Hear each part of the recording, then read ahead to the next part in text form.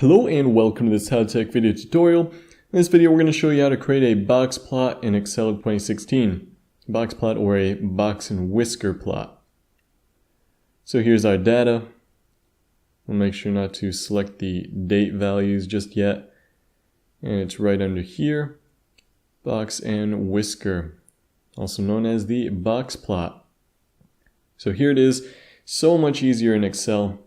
In the previous versions you would have to actually calculate the quartile values, do some other weird things with stacked column charts to finally get a box and whisker plot. But in Excel 2016 it's much easier. A couple of clicks of a button, and of course, like any other chart, you can go ahead and edit it however you'd like.